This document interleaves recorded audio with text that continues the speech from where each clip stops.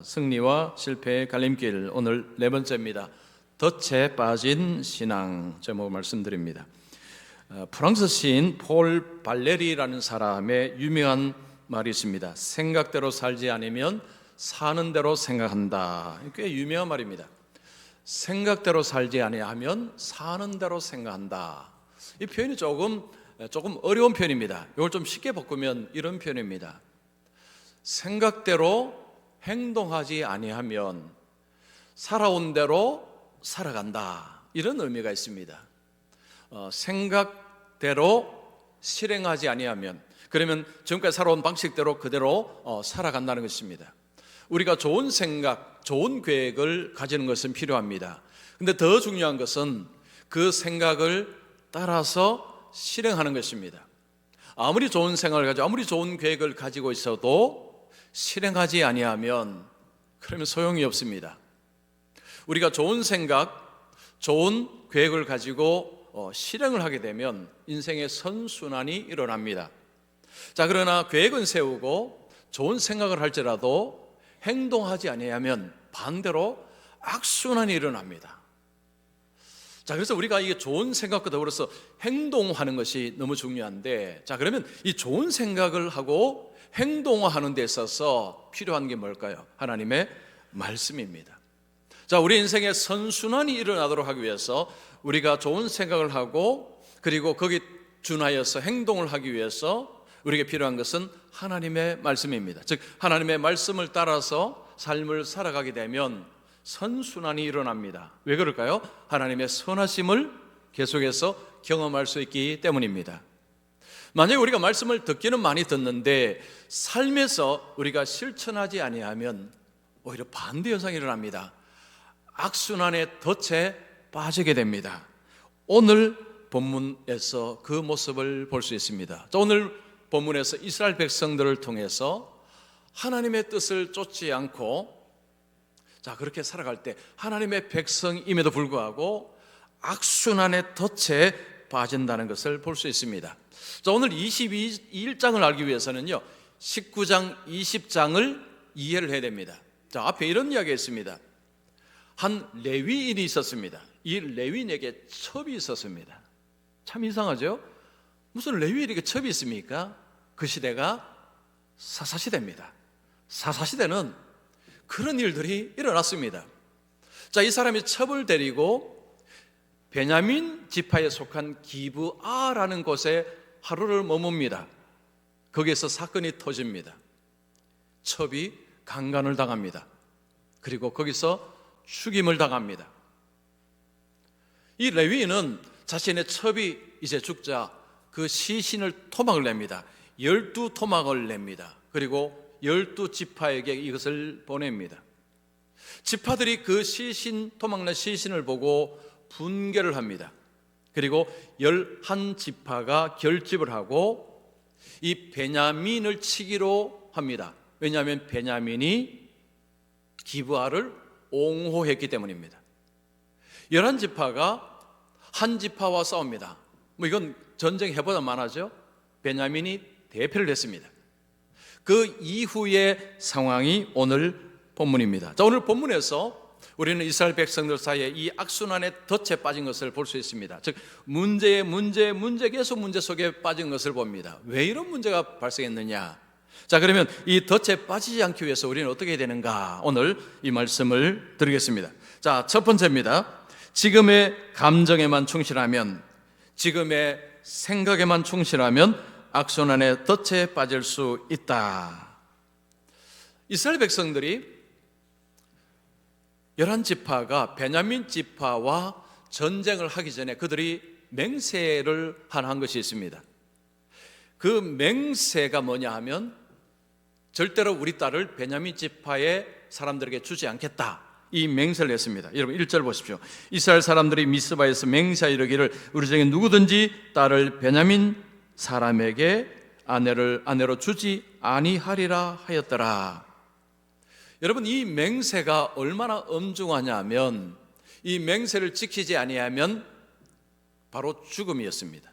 그들은 그렇게 맹세를 했습니다. 오늘날 우리는 맹세를 하지만 죄송합니다. 미안합니다. 뭐 이러면 대충 넘어가죠.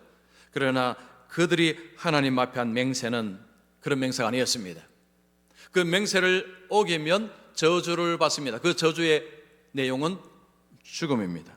그래서 그들은 이 맹세를 지키려고 합니다. 저주받지 않기 위해서 이제 지켜야 됩니다.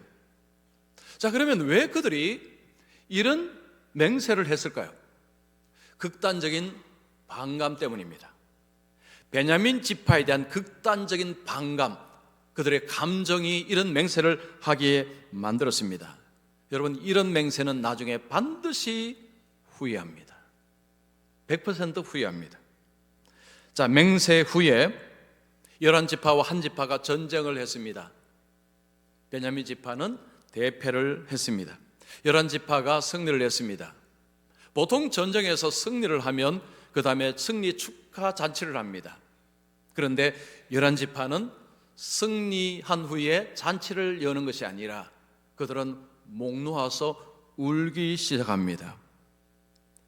아니, 그들이 전쟁하고 이겼으면 축하하고 기뻐해야 되는데 그들은 목 놓아 웁니다. 베델에 모여서 그들은 울기 시작합니다. 왜 그들이 울까요? 그들이 너무나 엄청난 일을 벌였기 때문입니다.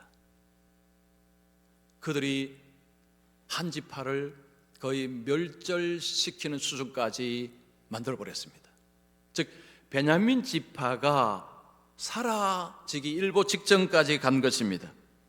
이스라엘은 12지파로 인한 일이 이루어진 언약 공동체입니다. 12지파가 완전 언약 공동체입니다. 그런데 한 지파가 없었다. 이 말은 불완전한 공동체가 되는 것을 말합니다.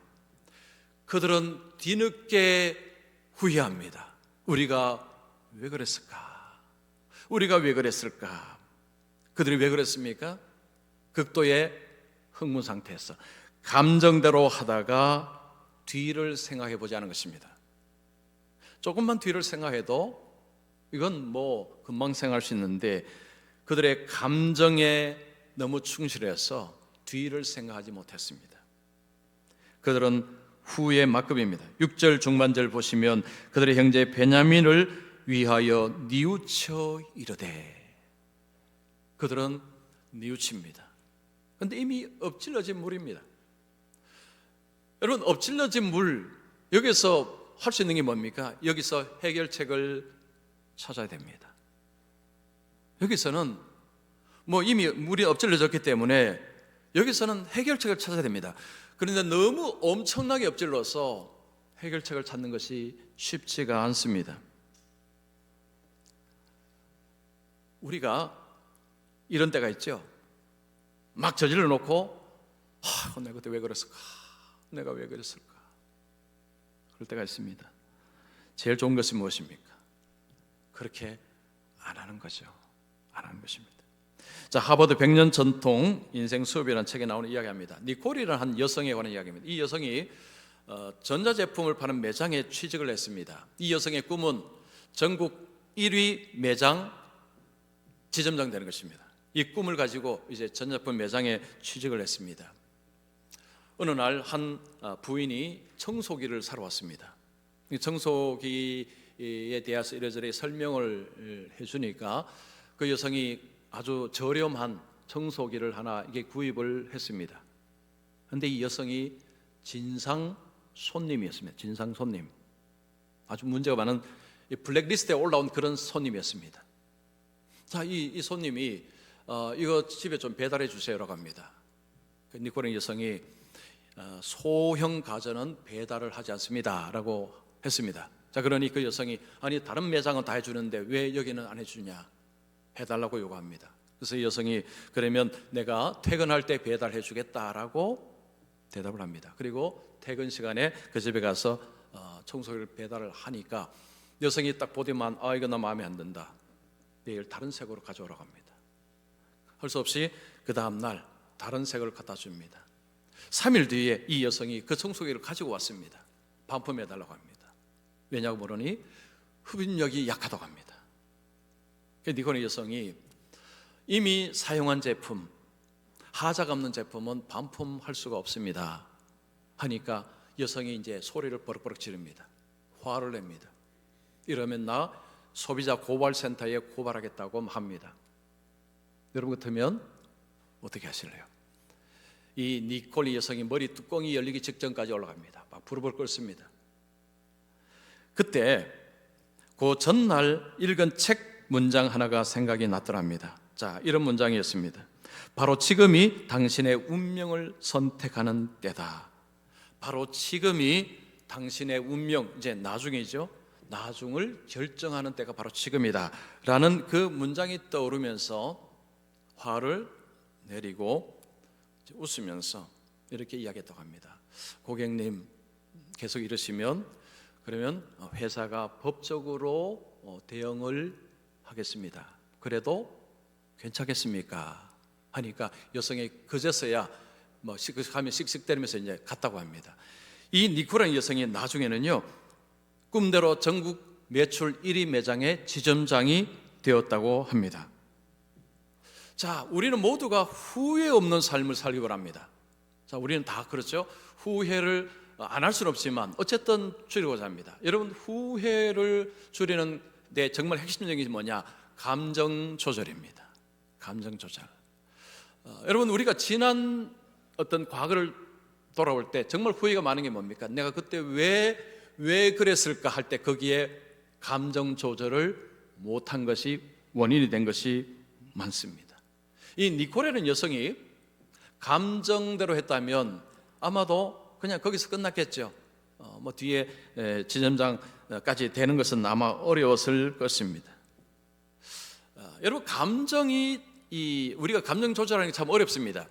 감정을 조절하는데 정말 중요한 것이 뭐냐면 뒤를 잠깐만으로 생각하는 거죠. 미래를 잠깐만으로 생각하는 거죠. 이렇게 했을 때 닥칠 미래를 한 번이라도 생각을 하는 것이 중요합니다.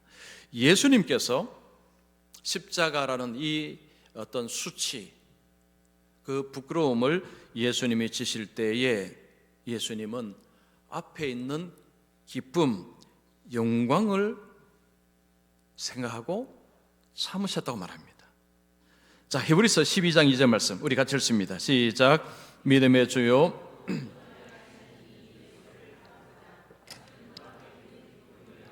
십자가를 참으사 부끄러움을 개의치 아니하시더니 하나님 보좌 우편에 앉으셨느니라. 예수님은 하나님이시지만 또 인간이셨습니다. 예수님께서 그 엄청난 수치와 그런 일을 당하실 때 예수님은 장래에 있을 기쁨, 영광을 생각하시고 참으셨다는 거죠. 자, 우리에게 수많은 일들이 일어납니다.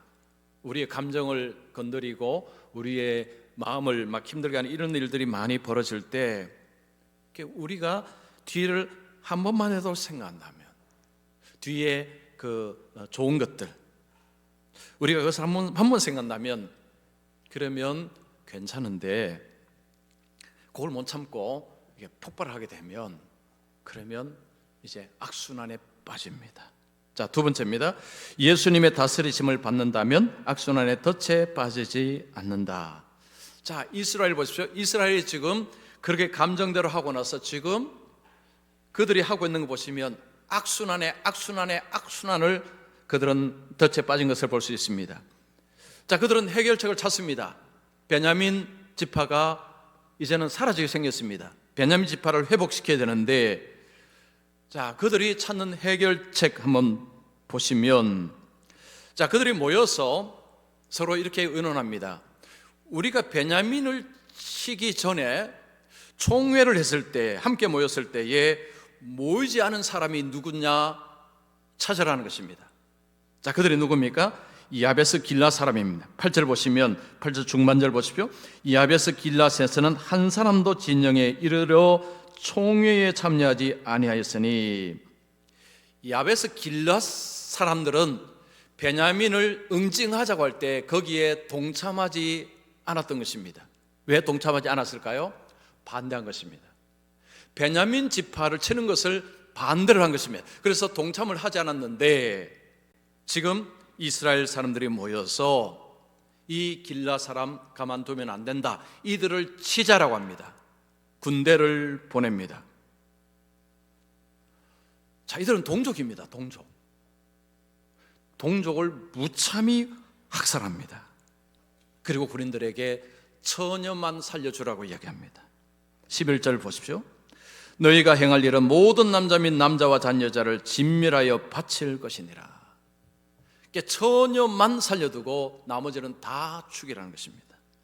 지금 이들이 동족을 지금 무참하게 지금 학살하고 있는 상황인데, 그들이 이렇게 하는 이유가 무엇입니까? 처녀를 얻기 위해서. 처녀 얻기 위해서 그들이 이렇게 하고 있습니다. 문제를 그들이 일으켰죠. 그리고 문제 해결을 하는데 지금 이 해결책이 길랏 야베스에게는 재앙입니다. 재앙. 엄청난 재앙이 일어났습니다. 거기서 400명의 처녀를 그들이 얻어서 베냐민 지파에게 아내로 주었습니다.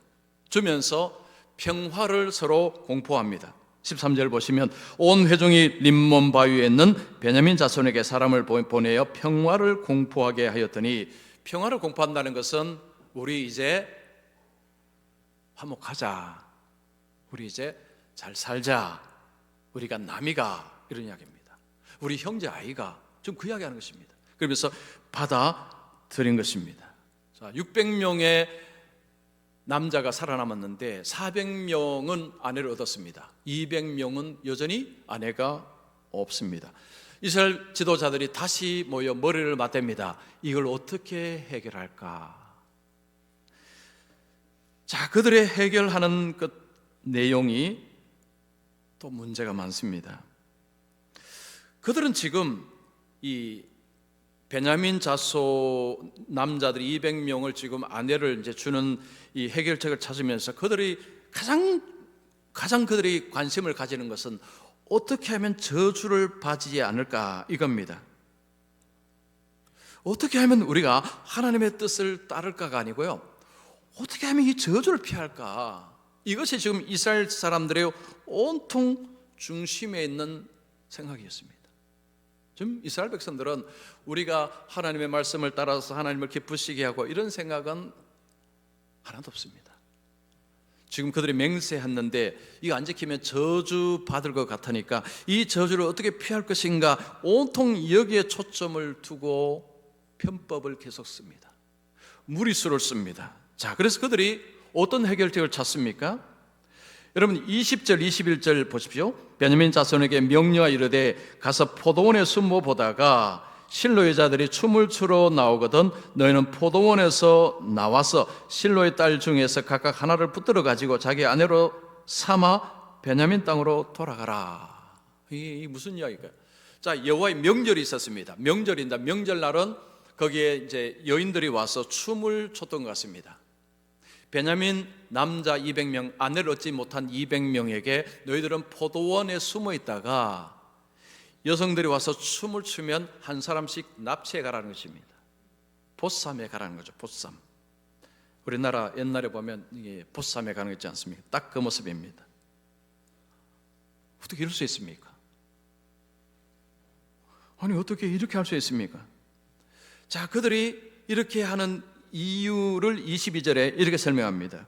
만일 그의 아버지나 형제가 와서 우리에게 시비하면 우리가 그에게 말하기를 청하건대 너희는 우리에게 은혜를 베풀어 그들을 우리에게 줄지니라. 이는 우리가 전쟁할 때에 각 사람을 위하여 그의 아내를 얻어주지 못하였고 너희가 저희로 그들에게 준 것이 아니니 자유로 준 것이 아니니 너희에게 죄가 없을 것임이니라. 자, 이제 여인이 납치가 됐습니다. 그 아버지나 형제가 와서 왜 이렇게 하느냐라고 할 때에 그때 이렇게 이야기하는 거죠. 당신들에겐 죄가 없습니다. 왜냐하면 당신들이 딸을 자유로 준 것이 아니니까. 그러니까 납치되어 갔으니까 당신들은 죄가 없습니다. 여러분 이게 말입니까?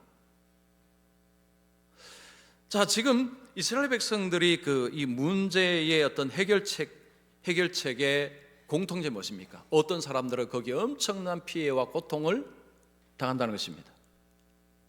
그들은 문제 해결을 한다고 하지만 그 해결 속에 어떤 사람들은 그 안에서 피눈물을 흘리고 있다는 거죠. 그들이 이렇게 하고 있습니다.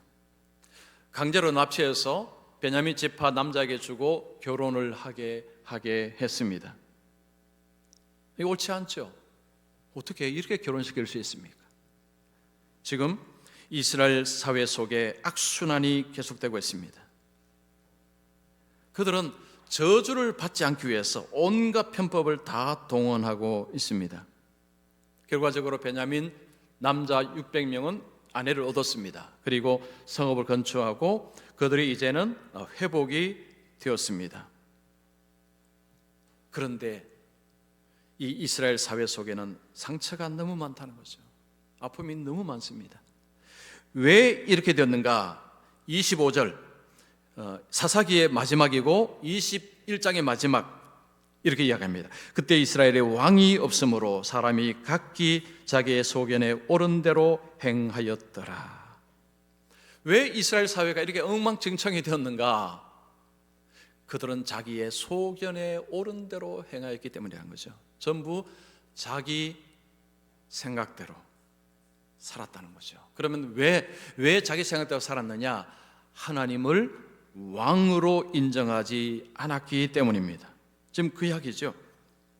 이스라엘 백성들이 하나님을 섬긴다고 하지만 저주에는 관심이 있고 축복에는 관심이 있었지만 하나님을 왕으로 삼고 그 왕의 다스리심을 받는 데 있어서는 관심이 없었다는 것입니다. 그러니 그들의 삶은 전부 자기의 소견에 옳은 대로 살았다는 것입니다. 여러분, 하나님이 이제 왕이 아니시고 사람이 전부 자기 소견에 옳은 대로 되어가는 세상, 한번 생각해 보십시오. 지금 뭐 세상이 그렇지만요, 하나님의 왕되심을 거부하고 사람들이 전부 자기 소견에 옳은 대로 살아가는 세상, 아름답겠습니까? 미래가 좀 미래 소망이 생깁니까? 와, 그 세상 정말 좋겠다. 야, 거기가 천국이다. 자기 소견에 옳은 대로 사는 세상, 와, 거기가 천국이지 라고 하시는 분 계십니까? 아무도 안 계실 것입니다. 끔찍한 세상입니다. 지금 21장에 보는 그 하나님의 사람들이라고 모인 곳에서도 그런데, 여러분 오늘 우리 광화문에 가서 또 이 차별금지법 이야기, 차별금지법 하니까 차별금지하는 법 얼마나 좋습니까? 하는데 그 법을 파헤쳐서 보면 이게 엄청난 압법이라는 거죠. 그래서 세상은 아니 왜 교회가 이걸 그렇게 반대하나 그렇게 이야기하지만 몰라서 그렇다는 거죠. 안 믿는 사람도 이건 반대할 법인데 모른다는 거죠. 왜 교회가 이렇게 모여야 되느냐? 이게 너무 엄청난 법이기 때문에 이게 만약에 통과되면 다른 세상이 된다는 거죠. 이렇게 우리가 종교의 자유라는 것 자체가 겉으로는 하지만 그 법이 들어오면 자유가 엄청나게 침해가 된다는 것입니다. 하나님의 왕되심을 거부하는 세상, 자기 소견에 옳은 대로 행하는 세상은요, 아름다운 세상이 아닙니다. 천국이 아닙니다. 지옥이 펼쳐집니다. 하나님의 사람들이라고 하는 사람들 사이 이렇게 됐다면, 여러분 하나님을 모르는 사람들은 오죽하겠습니까? 뭐 겉으로는 세상이 멀쩡히 돌아가는 것 같지만 여러분 세상은 속속에 들어보면 지금 온 세상이 몸살입니다. 미국은 미국대로, 유럽은 유럽대로. 교회가 이제 약화되면서 그 자리에 들어오는 것은 다른 세상입니다. 다른 세상. 여러분 우리 인생에 정말로 뭐가 중요한지 뭐가 중요하지 않은지를 우리가 제대로 분별하고 산다고 생각하십니까? 그렇지 않습니다. 여러분 우리 인생은요, 정말로 내게 무엇이 중요한지 우리는 사실은 모를 때가 정말 많습니다. 왜 모를까요? 우리가 인생이라는 것은 세상적으로 말하면 태어나서 죽음까지죠.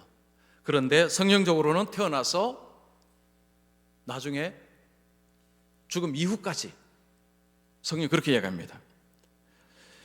그래서 우리가 이 땅에서 지금 이후도 우리는 몰라서 그러는데 우리가 죽음 이후에까지는 이건 알 수가 없습니다.